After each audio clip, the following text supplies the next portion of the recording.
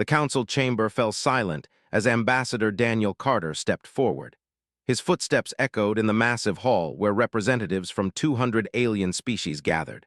They all stared at him with a mix of curiosity and disbelief. "The United Earth government has decided to establish a colony in the nebula," Daniel said clearly. His voice did not shake even though he knew what reaction would come next. The chamber exploded with noise. Aliens began shouting in dozens of languages. Translation devices struggled to keep up with the chaos. Several ambassadors stood from their seats, waving appendages in protest. One delegate, a being made of crystalline structures, actually shattered a small part of their body in shock. Ambassador of the Empire rose slowly. The massive reptilian being towered over most others in the room. His scaled skin gleamed under the lights, and his yellow eyes fixed on Daniel with barely controlled anger. "You cannot be serious," said, his deep voice cutting through the noise. The other delegates quieted. "The nebula lies in the heart of the Dominion. No species has entered that space in 10,000 years. "We are aware of the history," Daniel replied calmly. A feminine voice spoke from the collective section. Ambassador Ara, her blue skin marked with glowing patterns, leaned forward. "Then you know that the Dominion belongs to 3 empires, and the maintain that space as neutral ground. It is the only thing preventing total war between our peoples." The 3rd Empire's representative, a elder named Han, added his thoughts. His 4 arms gestured slowly as he spoke. "The treaties were written in blood. Millions died to establish those boundaries. Your species has been part of galactic society for only 30 years. You do not understand what you propose." Daniel waited for them to finish. Then he gestured to his companion. "Captain Jack will explain why we must do this." Jack stepped forward. He wore the uniform of Earth's deep space fleet, simple and practical. Unlike Daniel's diplomatic demeanor, Jack carried himself like a soldier. His face showed the lines of someone who had seen hard times. "Ladies and of the Council," Jack began. "Earth spent 200 years destroying itself before we finally united. We nearly wiped out our own species through war and pollution. When we reached the stars, we thought our troubles were over, but space is crowded. Every habitable world belongs to someone. Every resource has been claimed." He pulled up a holographic display. It showed human colonies scattered across several systems. Red markers indicated problems. "Our colonies are struggling. We need resources. We need room to grow. The nebula offers both. There are 3 planets in that system that can support human life. The asteroid fields contain rare minerals we desperately need. The location provides access to major trade routes." "That changes nothing," growled. "The Dominion is forbidden." "Forbidden by treaty," Jack agreed. "Treaties we never signed. Our people need this, and we have found no other option. We have searched for 5 years. Every request for territory has been, every negotiation has failed. We are told to wait, to be patient. But our people are dying on colony worlds that cannot support them." A murmur ran through the chamber. Some delegates looked uncomfortable. The galactic community had indeed turned down every human request for better territory. Humanity was too new, too unpredictable. Nobody wanted to give them valuable space. "You ask us to break peace that has lasted 10, Han said quietly. "Do you understand what will happen if you enter the Dominion?" "We understand that you will be angry," Daniel said. "We understand the risks, but we also understand that humanity did not survive Earth's ice ages, plagues, and wars by playing it safe. We survived by adapting, by pushing forward when others said it was impossible." Another voice joined the conversation. Dr. Lisa, who would lead the civilian colonists, stood. Her gray hair and steady gaze commanded attention. "I have 3,000 people ready to make this journey. They know the dangers. They know that the galaxy opposes this. But they also know that sometimes you have to make your own path. That is what humans do." Commander, head of colony security, added his thoughts. "We are not seeking conflict. We will defend ourselves if attacked, but we hope for peace. We are offering to share the resources we find. Any empire that wishes to trade with us will be welcome." "Unacceptable," stated flatly. "The Empire votes against this action." "The collective also opposes this," Ara declared. "The hierarchy cannot support breaking ancient treaties," Han said with what seemed like genuine regret. Daniel looked around the chamber. Every single delegate was voting against humanity's plan. It was unanimous opposition. The galaxy had spoken with one voice. "We thank the Council for hearing us," Daniel said formally. "But we did not come here to ask permission. We came to inform you of our decision. The Horizon's Edge departs in 3 days." The chamber erupted again.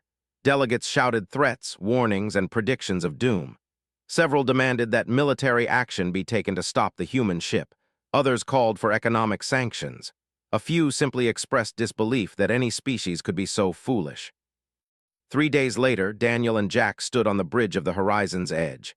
The massive colony ship held 3,000 souls and everything they needed to build a new civilization.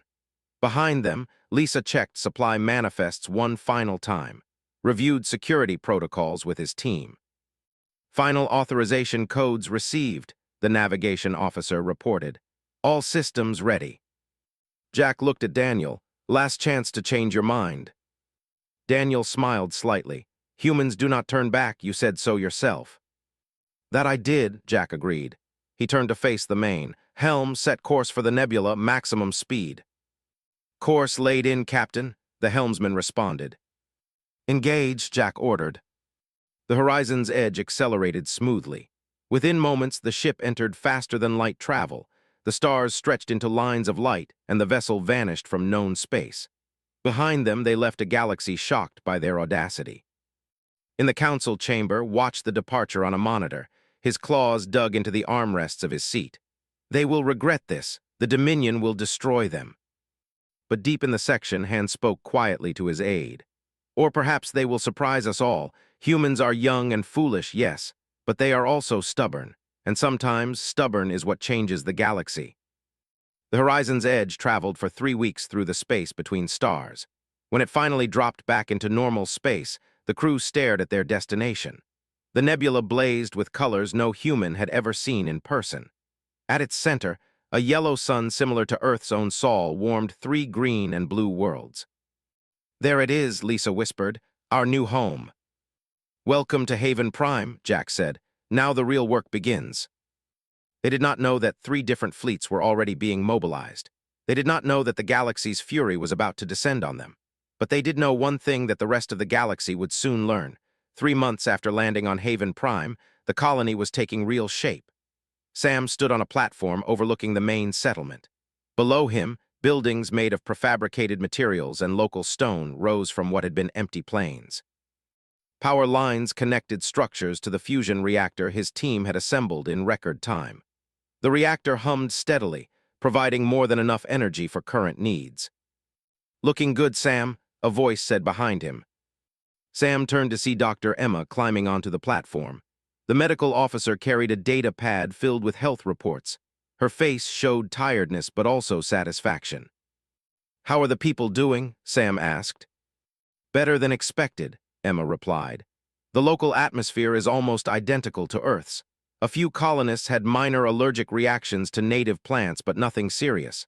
The gravity is 0.98 Earth standard. Most people adjusted within 2 weeks." Sam nodded. "And the food situation?" "Crops are growing faster than projected. Bate Turner thinks the soil has minerals that act like fertilizer. We might actually have surplus food by next harvest." Down below, children played in the streets. Families gathered in the common areas. People talked and laughed as they went about their work. For the first time since leaving Earth, the colonists looked hopeful. "Makes you wonder when the other shoe will drop," Sam said quietly. Emma did not argue. They both knew the galaxy had not accepted their presence. 3 months of silence did not mean peace. It meant the empires were planning their response. The response came the next morning. Lieutenant Alex was monitoring the defense network when his screens lit up with warnings. His fingers flew across the controls as he tried to process what he was seeing. "Captain to the command center," Alex said into his communicator.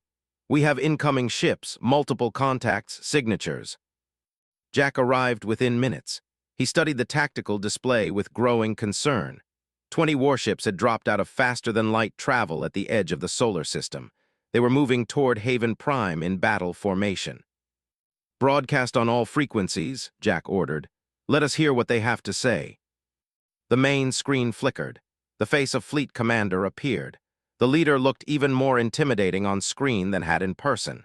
His teeth were exposed in what might have been aggression or just the way faces looked. "Human colonists," said. You have violated sacred space. You have ignored the warnings of the Galactic Council. You now face the consequences. You have 1 hour to evacuate your colony and leave this system. If you refuse, we will destroy your installations and force your departure. The transmission ended. Entered the command center, already wearing combat armor. Orders, Captain. Jack looked at the tactical screen. 20 warships against 3 orbital defense platforms and the Horizon's Edge, which was armed but not designed for military combat. The numbers were not good. Alex, what are our defensive capabilities? Jack asked. Platforms 1 and 3 are fully operational, Alex reported. Platform 2 has weapons, but shields are at 60%. The Horizon's Edge has point defense systems, but limited offensive weapons. We have mines deployed around key orbital paths. We also have the sensor jammers we installed last week. Against 20 military ships, that will not be enough, said bluntly. No, Jack agreed, but it might be enough to make them think twice. He activated the communications system. All defense crews to stations, civilian population to shelters. This is not a drill. Across the colony, alarms began to sound. Families grabbed emergency supplies and headed to the reinforced structures built specifically for this possibility. In orbit, small crews rushed to their posts on the defense platforms. Jack opened a channel to the fleet. Commander, this is Captain Jack. We have no intention of evacuating. This is our home now. We are prepared to defend it. His response came quickly. Then you choose death over wisdom. Your species truly is as foolish as we thought. The warships accelerated. They closed the distance to the orbital platforms rapidly. Alex watched the countdown on his screen. Weapons range in 30 seconds, Alex announced. Wait for them to fire first, Jack said. I want proof they started this. The seconds ticked by. The ships came within range. For a moment, nothing happened. Then brilliant beams of energy lanced out from the alien vessels. They struck Platform 2, which had the weakest shields. The structure shook violently but held. Return fire, Jack ordered. All platforms engage. The human platforms released their own weapons. Missiles streaked toward the ships. Energy weapons flashed through space. The alien vessels scattered, their shields absorbing most of the damage easily. They are testing us, observed. That was not a full assault. Then let us show them we are worth more than a test, Jack said. Alex, activate Plan Delta. Alex smiled grimly. His fingers danced across his controls. Suddenly, 10 new signatures appeared on the sensors. They looked like human ships approaching from different angles. His fleet immediately split up to deal with the multiple threats. Several ships broke formation to intercept the new contacts. But when they fired, their weapons passed through empty space. Decoys working perfectly, Alex reported.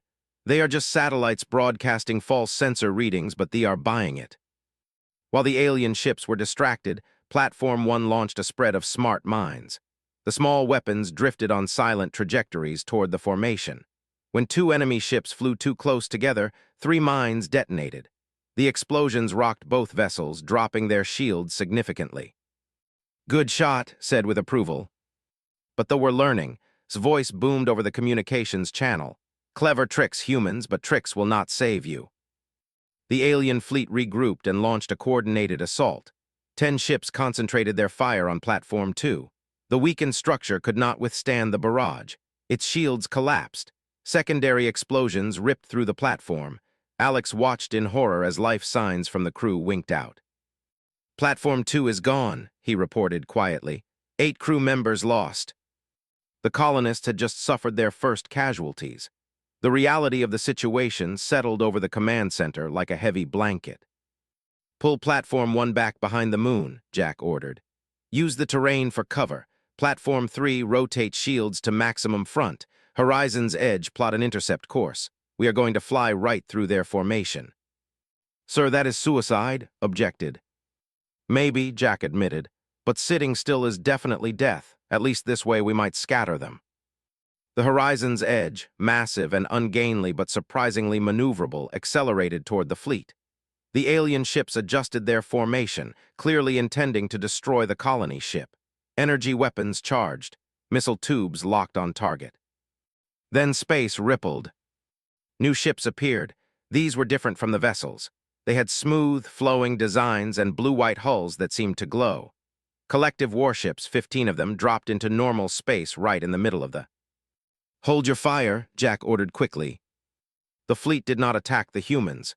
Instead, their leader broadcast on the same channel they were using.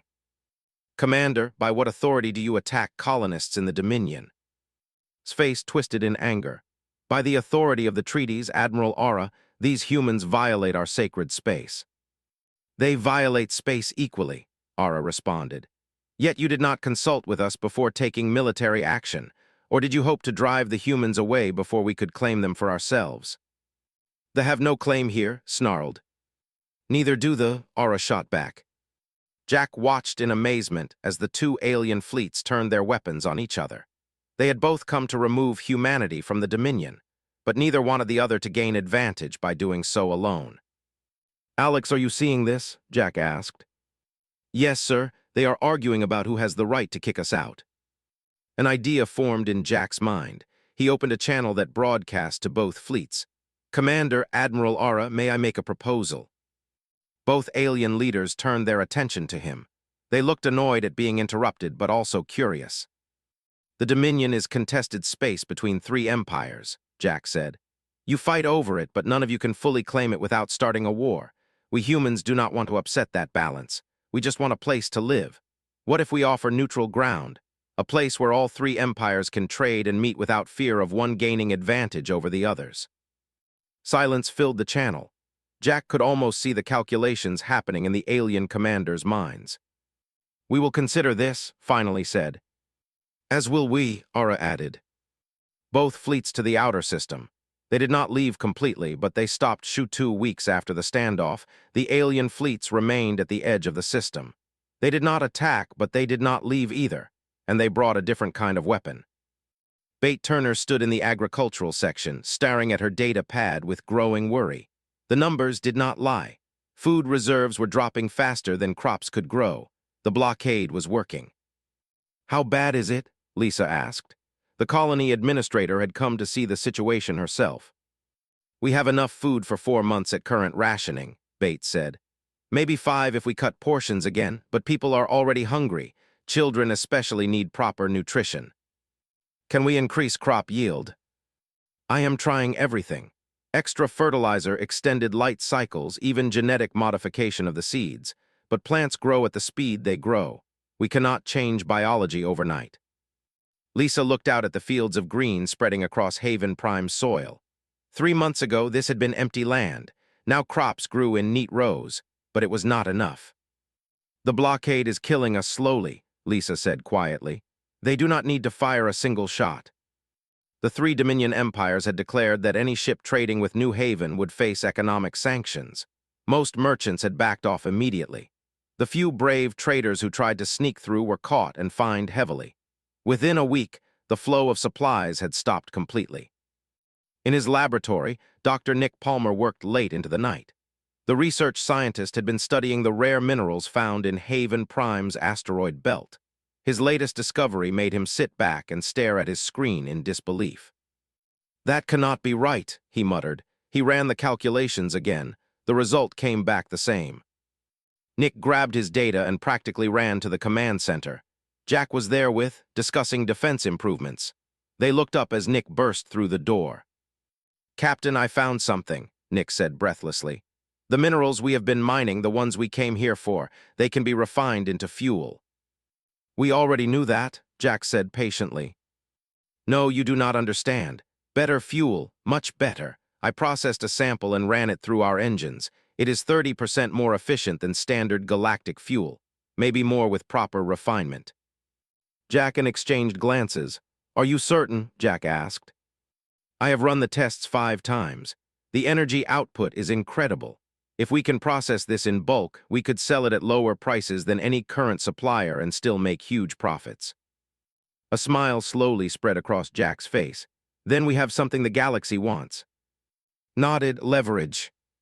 The next morning, Foster, the colony's supply officer, sent out carefully worded messages to independent merchant ships. She offered refined fuel samples. She mentioned competitive prices.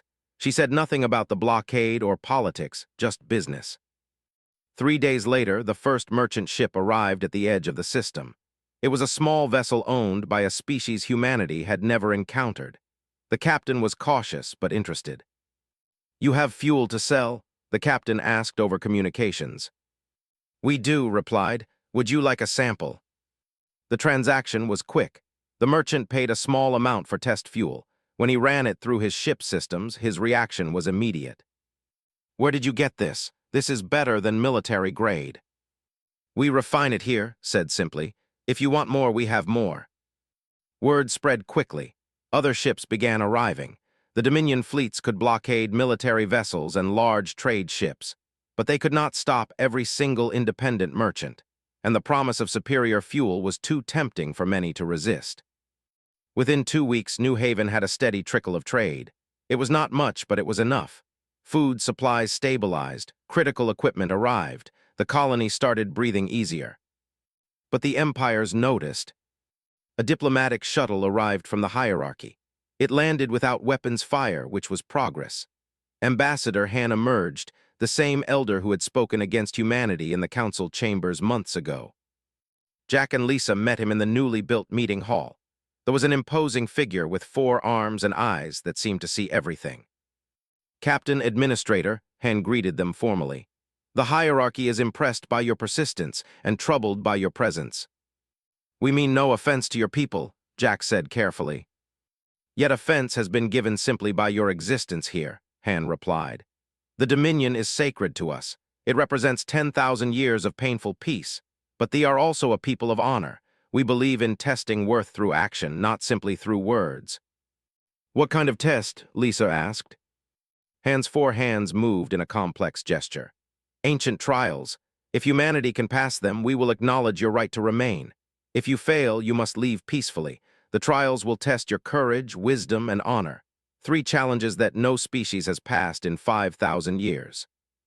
Jack and Lisa looked at each other. They had little choice. Without support, the blockade would continue.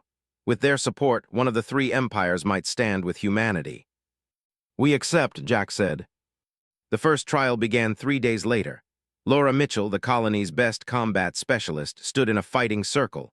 Across from her was a warrior who stood 8 feet tall. His 4 arms each held a different weapon. His armored skin looked thick enough to stop bullets.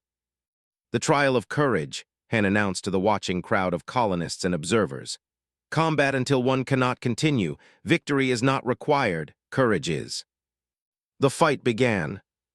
The warrior moved with surprising speed. 2 of his arms swung blades while the other 2 struck with bare fists. Laura dodged the first attacks, but a spinning backhand caught her shoulder and sent her tumbling. She rolled to her feet, breathing hard. Her own combat knife looked tiny compared to the warrior's weapons. Going strength against strength would be suicide. So she used her brain instead. Laura waited for the next attack. When the warrior lunged with all 4 arms, she did not retreat. Instead, she dove forward and low. She slid between his legs and came up behind him. Before he could turn, she jumped onto his back. The warrior roared and spun, trying to shake her off. But Laura wrapped her legs around his torso and her arms around his neck. She did not try to choke him, she just held on. The warrior exhausted himself trying to throw her off. His movements became slower. Finally, he dropped to one knee. "Enough," Han called. "The human has shown courage and wisdom in battle. She did not try to overpower a stronger opponent. She adapted and persisted. The first trial is passed." Laura slid off the warrior's back, breathing hard. The fighter looked at her with what might have been respect. He extended one hand. Laura shook it. The second trial came the next day. Stevens, a diplomatic aide, sat across from 3 elders. Between them was a complex puzzle box covered in ancient symbols. "The trial of wisdom," Han explained. "This puzzle has stumped scholars for solve it and you pass. You have 1 hour." Studied the box. The symbols were in a language she did not know. The mechanisms were intricate beyond understanding. Trying to solve it through logic would take years, not 1 hour. But she noticed something. The 3 elders watching her each had different expressions. One looked hopeful, one looked skeptical, one looked neutral, and the box had 3 sides. Turn the box so each elder could see a different side. "The puzzle is not meant to be solved by one person," she said. "It requires 3 perspectives, 3 types of wisdom. That is the lesson, is it not? That no single being has all the answers." The elders looked at each other. The hopeful one smiled. In 5,000 years, you are the first to understand. The trial of wisdom tests whether you can see beyond yourself. You pass. That evening, Jack stood on a landing pad with Han. The elder had requested a private meeting. Tomorrow comes the final trial, Han said. The trial of honor, it is the most difficult. What must I do? Jack asked. That is not for me to say. Honor reveals itself in moments of choice. Be ready, Captain. The next morning, alarms blared across the colony. A distress signal had been detected. An exploration ship had been damaged by an asteroid collision. Their life support was failing. They had 6 hours of air remaining. Jack studied the tactical display. The damaged ship was 4 hours away at maximum speed, but the Horizon's Edge was scheduled to make a critical supply run to the mining stations in 2 hours. Delaying that run would push back several important construction projects by weeks. What do we do? Asked. Jack looked at the display showing both situations. The supply run was important for the colony, but 6 lives hung in the balance. He thought about everything he had said in the council chambers months ago, about how humanity survived by pushing forward, but also about how humans were better than their past. Divert the Horizon's Edge to rescue the, Jack ordered. The supply run will wait. But Captain, we need those supplies, Sam protested over the communications link. We need to be able to look at ourselves in the mirror more, Jack replied. Launch immediate rescue operations. The Horizon's Edge changed course. 4 hours later, it reached the damaged ship. The rescue took another hour, but all 6 crew members were brought aboard safely. When they were told that humans had delayed critical supply runs to save them, they stood in stunned silence. Back at New Haven, Han stood with the other observers. They had been watching everything. He sacrificed colony needs for our people, one elder said quietly. He did not hesitate, another added. Han nodded slowly. The trial of honor is past. Captain Cho's alien lives over human advantage. This is wisdom. This is courage. This is honor. He turned to his aides. Send word to the hierarchy. Humanity has earned our respect. We will support their right to remain in the Dominion. That night, as rescued crew members shared a meal with human colonists, the mood in New Haven was cautiously hopeful. They had passed impossible tests. They had earned the respect of one empire. The news of humanity's trials spread through galactic networks faster than anyone expected. Within a week, every major species knew that humans had passed tests they considered sacred. The reaction was mixed. In the collective territory, debate raged. Some saw opportunity in humanity's innovations. Others saw a threat to their power. But slowly, influential voices began suggesting that perhaps cooperation was better than conflict. The Empire was different. Their military faction grew louder and more aggressive. They saw humanity's success as humiliation. Some called for immediate military action. Others wanted a more subtle approach. Danny Wright sat in the intelligence section of New Haven's command center, surrounded by monitors showing communication intercepts. The former signals specialist had joined the colony specifically to help monitor potential threats. What he was seeing now made his blood run cold. "Captain, I need you to see this," Danny said urgently into his communicator. Jack arrived within minutes, along with. Danny brought up several encrypted transmissions he had managed to decode. "These are internal military communications," Danny explained. "There is a faction within their fleet that is planning something big. They keep referencing Operation Scapegoat." "What does that mean?" Jack asked. Danny pulled up more data. "They are going to destroy one of their own outposts, a small mining station with about 200 civilians. Then they will blame it on us. Say we launched an unprovoked attack. Use it as justification for a full invasion." Swore quietly, when? According to this, in less than 12 hours. Jack stared at the screens. The plan was clever and terrible. The galaxy already saw humans as reckless outsiders. An attack on civilians would turn everyone against New Haven. Even the would withdraw their support. The colony would be isolated and destroyed. "We have to stop it," Lisa said. She had entered during the briefing. "But how?" "If we reveal these intercepts publicly, they will know we cracked their encryption," pointed out. "They might attack anyway out of rage and embarrassment." "If we do nothing, innocent people die and we get blamed," Jack said. "That is not acceptable." Sophie Grant, the communications officer, spoke up from her station. What if we warn them privately? Send the information directly to the civilian government, not the military. Show them the evidence but keep it quiet. Danny nodded slowly. That could work. The civilian government would have to investigate. They could stop the attack without it becoming a public scandal. And they would know humans could have used this for propaganda but chose not to. Jack paced the small command center. Every option had risks, but one stood out as most aligned with what humans had been trying to prove. We warned them, Jack decided. We did not come to the Dominion to play political games or let innocent people die. We came to build something better, prepare an encrypted message to the civilian government, include all the evidence, timestamps, coordinates, intercepted communications, everything. Sophie worked quickly. The message was carefully worded. It explained that human intelligence had uncovered a plot by rogue elements in the military. It provided proof, and it ended with a simple statement. We came seeking peace, not war. We will not allow innocent lives to be sacrificed in our name.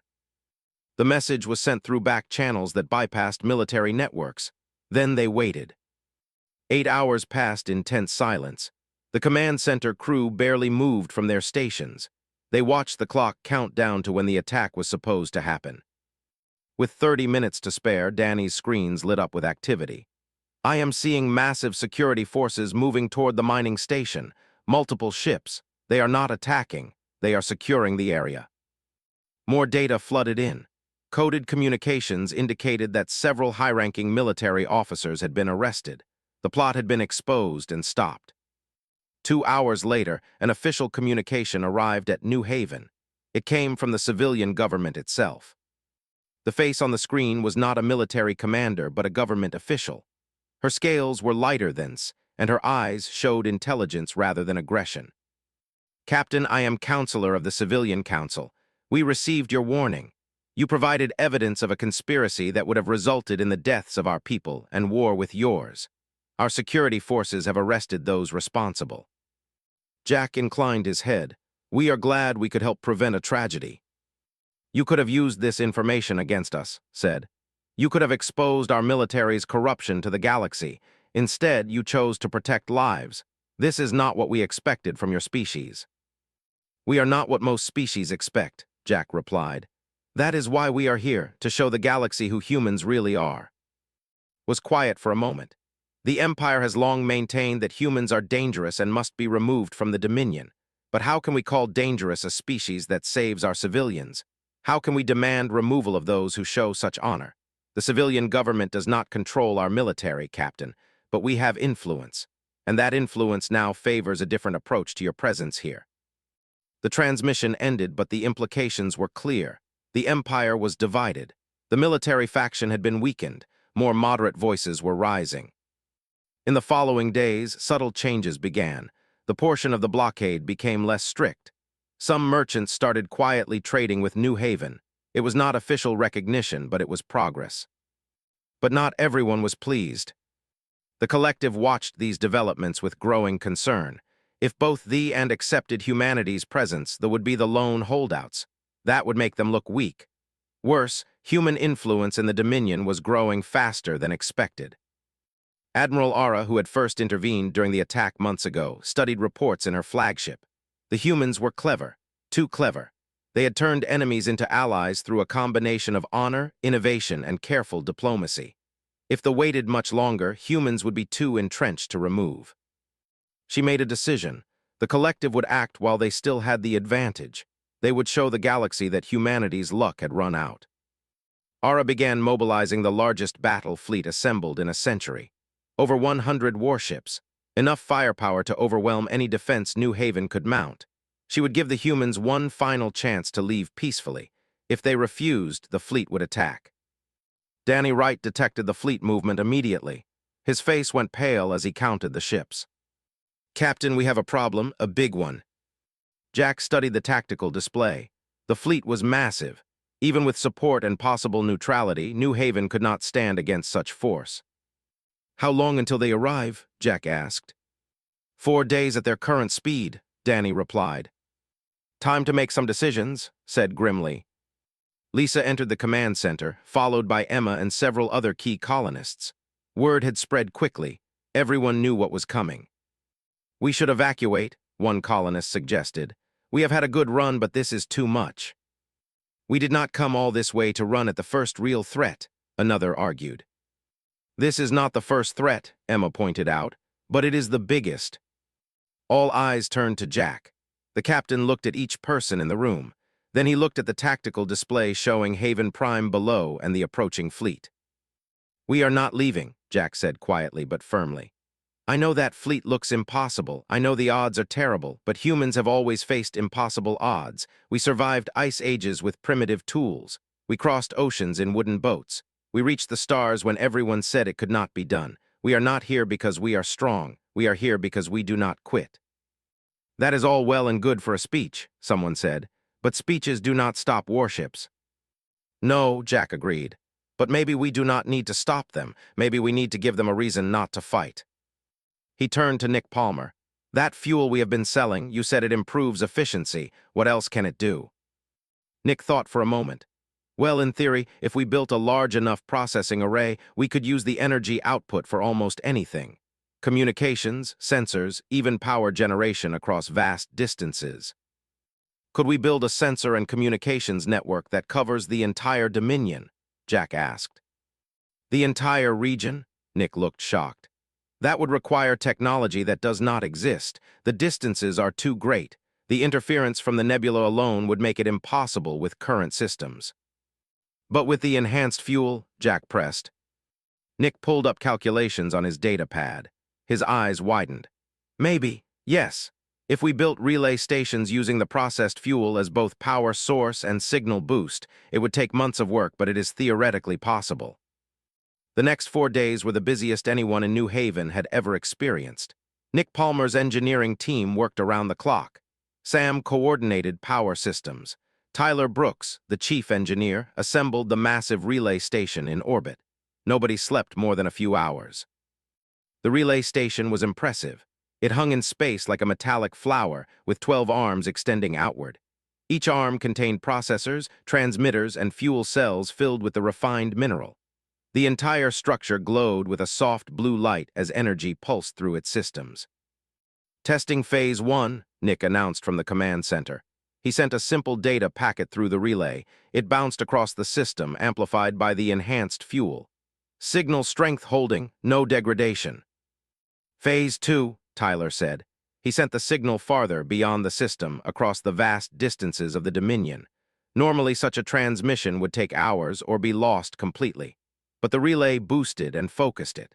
On the other side, a monitoring station confirmed receipt almost instantly. "Real-time communication across the Dominion," Nick whispered in awe. "We actually did it." Jack looked at the functioning relay with satisfaction. "Now we make our offer." The fleet was 3 days away now, close enough that their ships appeared on long-range sensors. Ara had sent no messages. Her intentions were clear through silence. Jack opened a communication channel that broadcast on all frequencies. He made sure it reached not just the, but also the end. The entire galaxy was watching. "Admiral Aura of the Collective, Counselor of the Empire, Ambassador Han of the Hierarchy, I am Captain Jack of New Haven Colony. I want to show you something." He transmitted data from the relay station. Technical specifications, test results, proof that real-time communication across the Dominion was now possible. For 10,000 years, the Dominion has been a source of conflict. 3 great empires share this space but cannot effectively communicate across it. Treaties are broken because messages arrive too late. Misunderstandings escalate to violence, but this technology changes everything. Jack paused, letting that sink in. "We offer this to you freely, not just to one empire, but to all 3. We will build relay stations throughout the Dominion. We will maintain them. We will ensure equal access for everyone. No cost. No strings attached, just a gift from humanity to the galaxy that tried so hard to push us away." The transmission ended. Now they waited. In the colony's main square, a crowd had gathered. The colony administrator had organized a vote. Every colonist over 16 could participate. The question was simple: should they stay and face the fleet or evacuate while they still could? 70% voted to stay. Families held each other close. Parents tried to explain to children why they might have to fight. But even knowing the danger, most chose to remain. They had built homes here. planted gardens, made friends, started businesses. This was not just a colony anymore. It was a community. It was home. On the flagship, Admiral Aura studied the human transmission for the third time. Her tactical officers had confirmed the relay station was real and functional. Her technology experts had examined the specifications and declared them revolutionary. "It is a trick," her second-in-command insisted. "They are trying to buy time." "Perhaps," Aura said thoughtfully, "but what if it is not?" She pulled up strategic reports. The Dominion had been a military problem for centuries. Resources wasted maintaining fleets in contested space. Conflicts arising from simple communication delays if the humans were offering a real solution. But there was another consideration. If they attacked now, they would destroy the relay station and the humans who built it.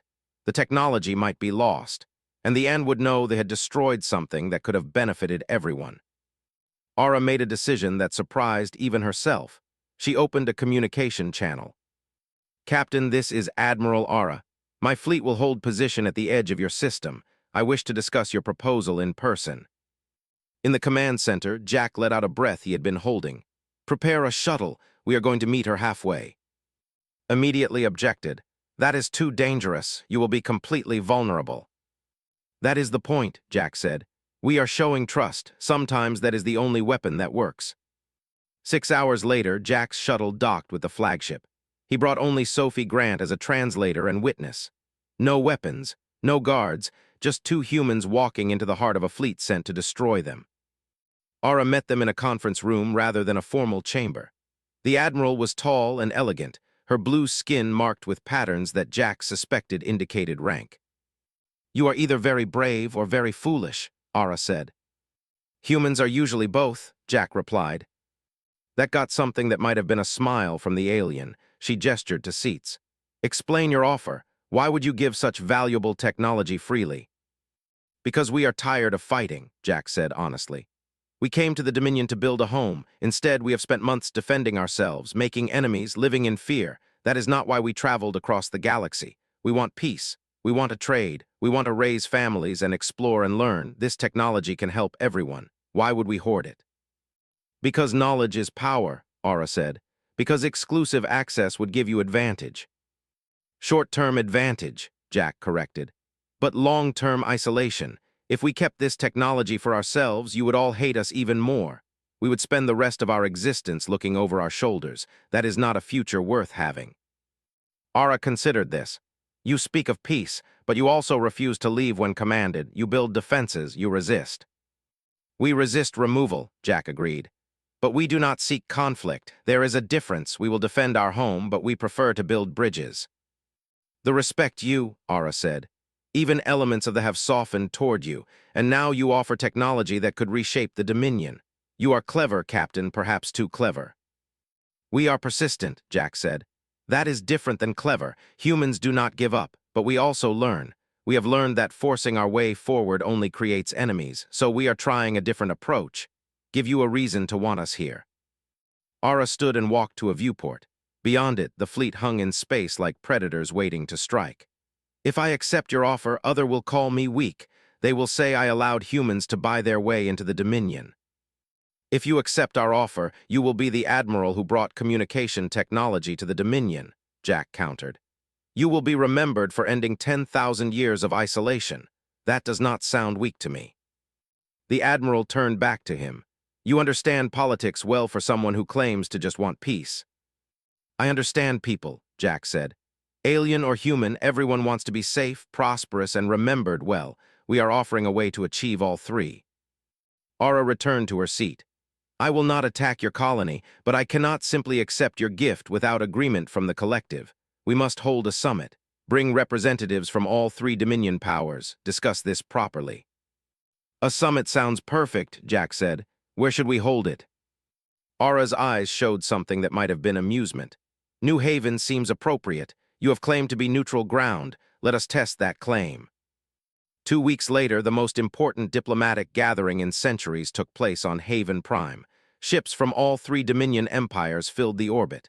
Han came for the Counselor represented the civilian government, and Aura led the delegation.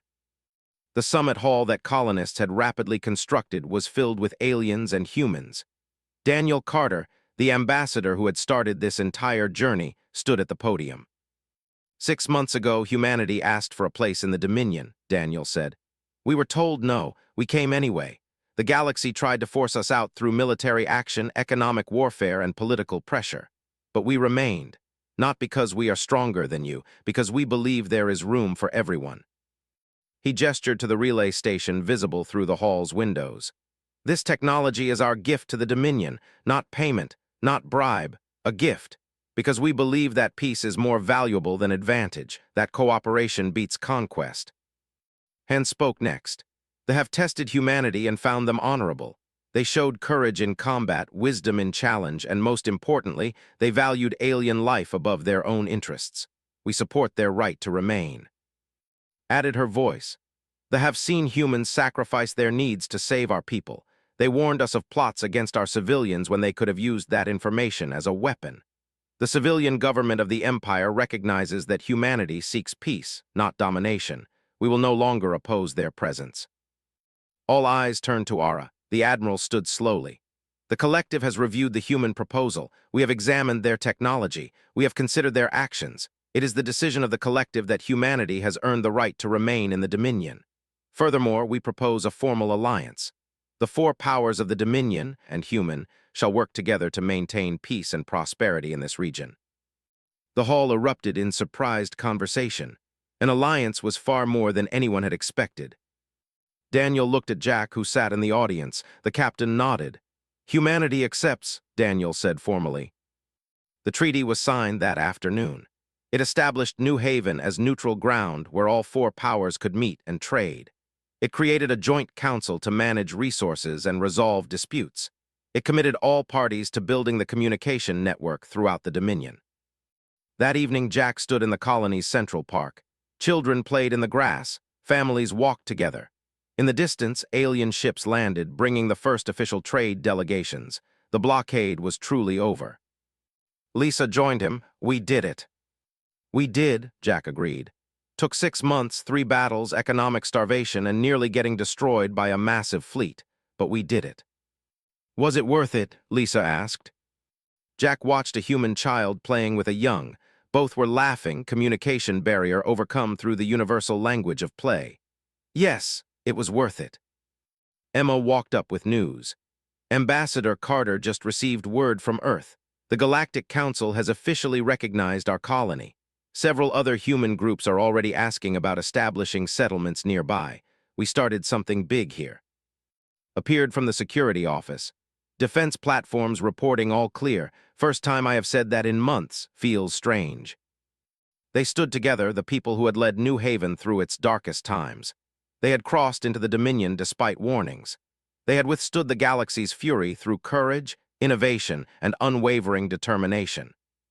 What do humans do now that we are not fighting for survival? Sam asked, joining the group. We do what we came here to do, Jack said. We build, we grow, we explore. We show the galaxy what humans can accomplish when we are allowed to just be ourselves. In the months that followed, New Haven flourished. The communication relay network expanded across the Dominion. Trade boomed. Cultural exchanges began. The region that had been contested for 10,000 years became a hub of cooperation. And it all started because a group of humans refused to be told where they could not go. They crossed into the Dominion. The galaxy's fury descended upon them with military might, economic pressure, and political opposition. But humanity did what they have always done. They adapted. They persisted. They found ways to turn enemies into allies. They proved that sometimes the best weapon is not force but trust.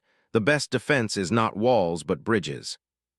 The galaxy tried to shake them, but humans are not easily shaken. Once they plant their feet and decide this is home, nothing short of annihilation will move them. And even then, they will probably find a way to survive and rebuild. That is what makes humans special. Not strength, not technology, but sheer, stubborn refusal to quit when everyone says they should. The Dominion learned that lesson. So did the galaxy. And in learning it, they discovered that sometimes the newcomers, the outsiders, the ones everyone dismisses, can change everything for the better. Haven Prime glowed under its yellow sun, a beacon of what cooperation could achieve. And the humans who built it knew that this was just the beginning.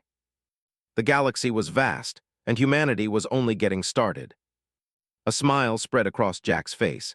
Then we have 4 days to make a very generous offer.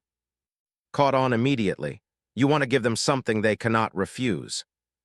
The Dominion has been a problem for 10,000 years because communication across it is so difficult, Jack explained.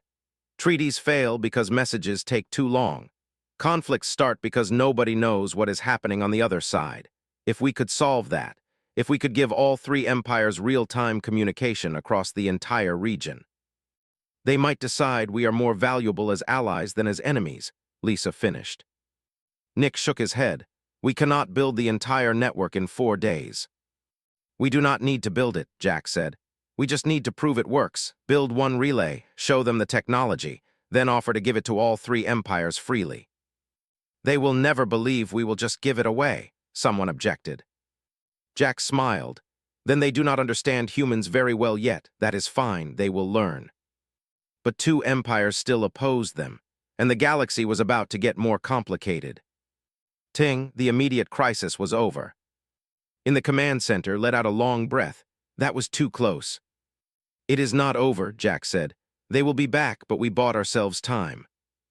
Emma entered the command center. Her medical coat was stained with dirt from helping people into shelters. Are we safe? For now, Jack replied, for now. Humans did not shake easily, and once they planted their feet, they were very hard to move.